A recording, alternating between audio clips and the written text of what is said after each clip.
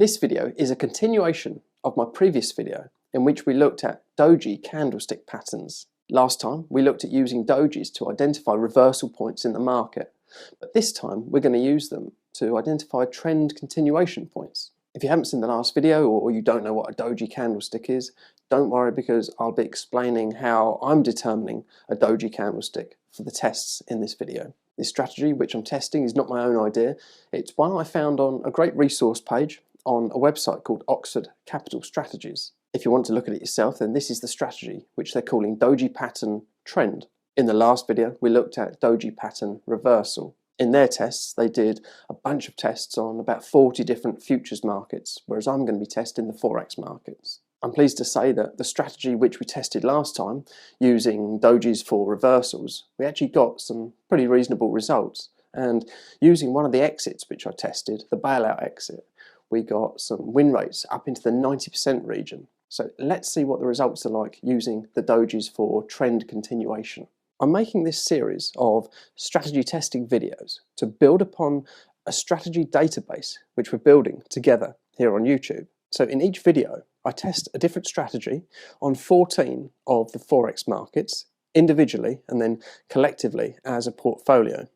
Then I'll record the results, good or bad, and I'll enter them into this spreadsheet which I'm giving everybody free access to. And that means that you can see which strategies work on which markets and which don't work on which markets. And then you can take the data and then you can sort the spreadsheet. And you might like to sort by winning percentage or most net profit or lowest drawdown, whichever suits your trading style. Once you've found strategy results that you think look good, then you'll be able to click through to the corresponding video and learn all about that strategy. To test the strategies, I program the rules into MultiCharts, which is the software which I use to test them.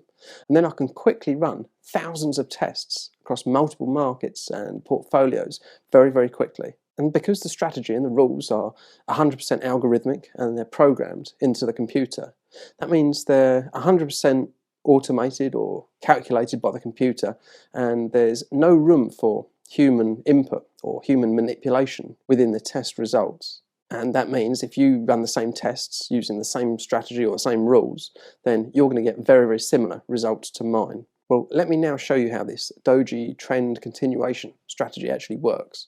The first thing we need to identify for this strategy is that DOJI daily bar.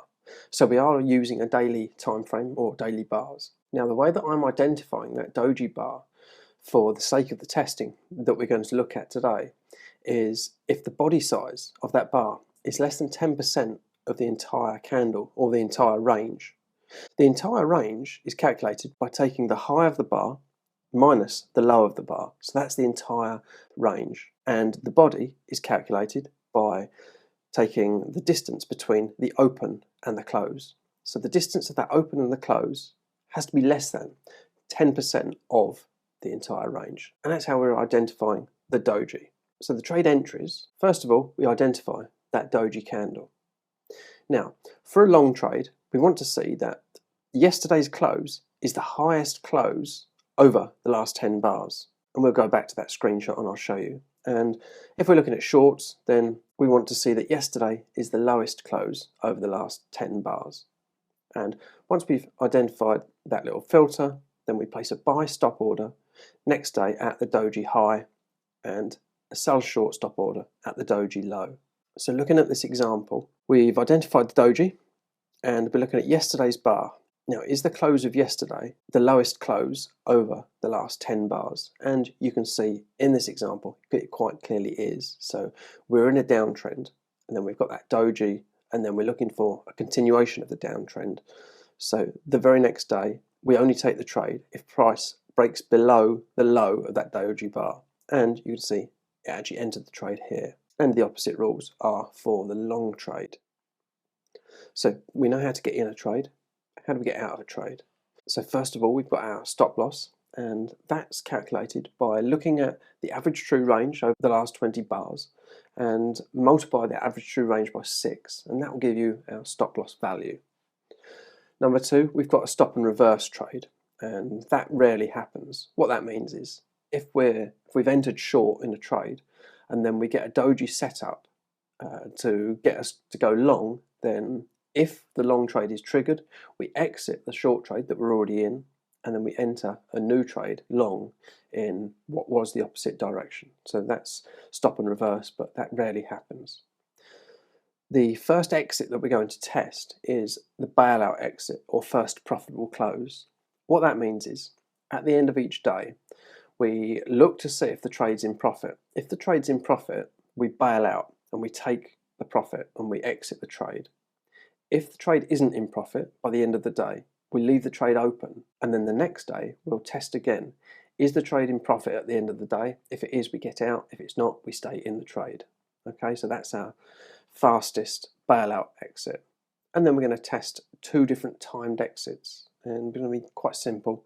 We're looking at staying in the trade for 5 full days or 10 full days. And I've just said here we'll be testing the two different timed exits and the bailout exit across the portfolio and the individual Forex pairs. All the testing is going to be done using Oanda Forex data, and we've got data from January 2008 through to the middle of February 2023. And the results that we're going to see in the performance reports are all going to be in pips rather than the base currency. So for example, if you see that euro dollar has made 2,500 and pound yen has made 3,000, then that's 2,500 pips, 3,000 pips, rather than dollars or yen. So let's have a look and let's test out that first exit, which we're going to look at, which is going to be that bailout exit. Here we are in MultiCharts Portfolio Trader, and we can see that we've got all the 14 Forex pairs down here, and they're all on the daily time frame or 1440 minute time frame. And you can see that we've got the DOJI Trend Strategy selected. So let's have a look at the results. These are the results for the complete portfolio, so all of the 14 Forex pairs together. The portfolio is profitable, slightly, but that's what the equity curve looks like, which isn't particularly good. Not something that I'd want to trade. But let's have a look at the individual markets.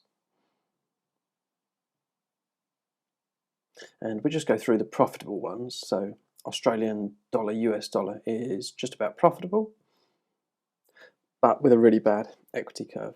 That's not something I'd want to trade. Canadian dollar, Japanese yen. That's what the equity curve looks like. Let's look at the close to close. So it's not the best, but it's certainly going up. It has been going up over that 15-year period. So that's something at least. So look at the average trade value.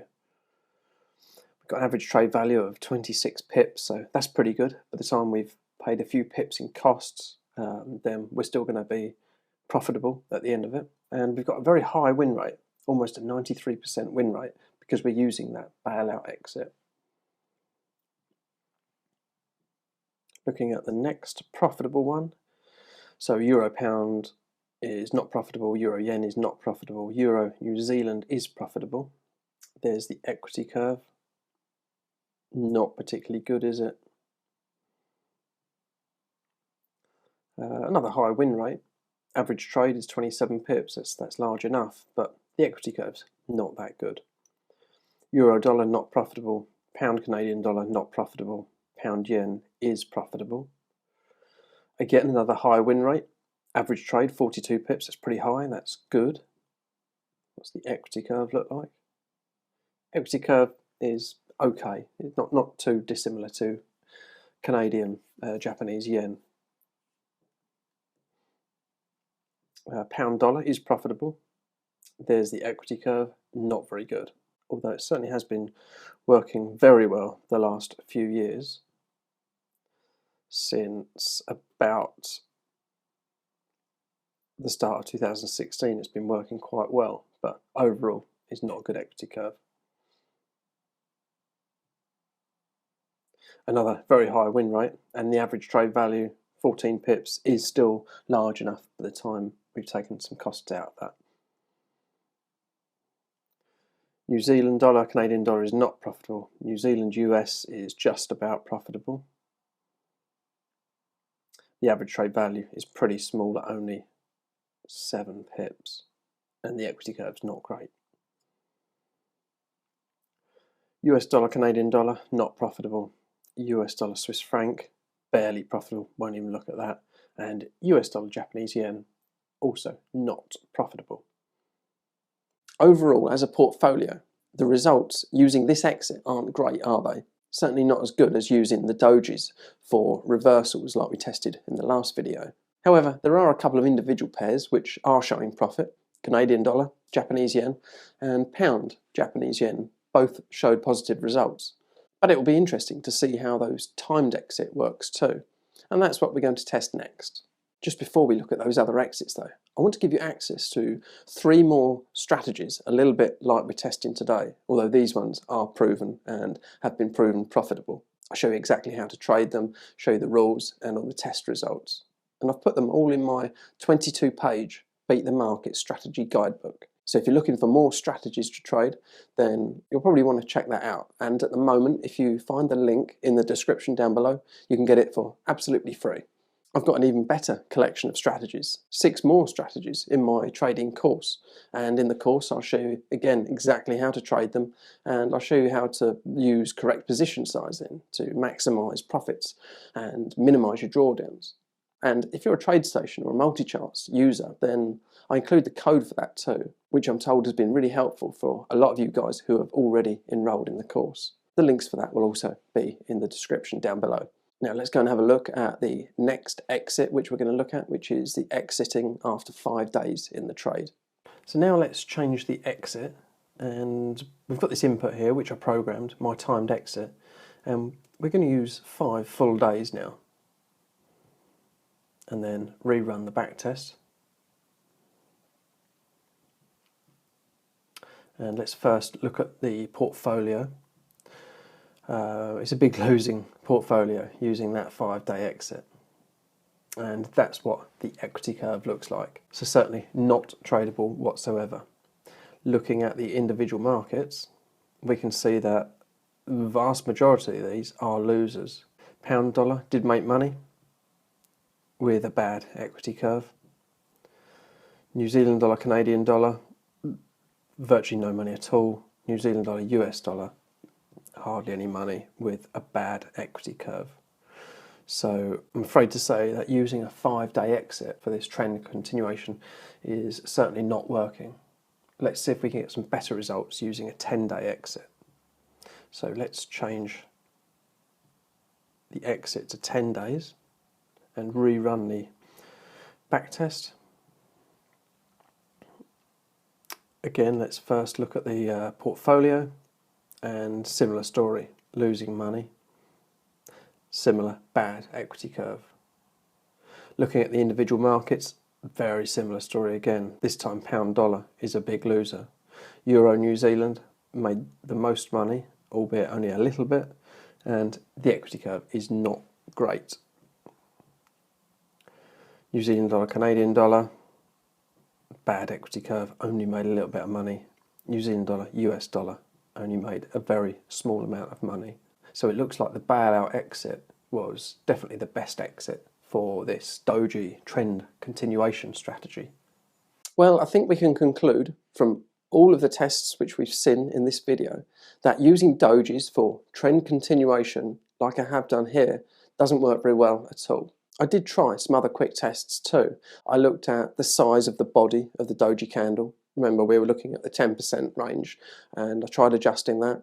I looked at the look back period of 10 days, and I adjusted that, and also looked at the timed exit. I looked at holding on to the trades for longer than the maximum which we tested, which was 10 days. And unfortunately, nothing really produced consistent results. And I wanted to keep all of those inputs or variables the same as what we did using the dojis for reversals anyway.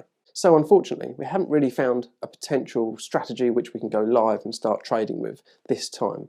But remember that the dojis do work well for reversals, so if you haven't already seen last week's video, do check that one out too. Next time, I'll be bringing you a different idea, a new strategy, and a new load of testing results, and hopefully some positive test results too. So if you haven't already subscribed, then please subscribe to the channel so that you don't miss any of the future strategy testing videos. But that's all for this week then. Thanks for watching until the end of the video, and hopefully I'll see you next time. But until then, this is Jared Goodwin, and thank you.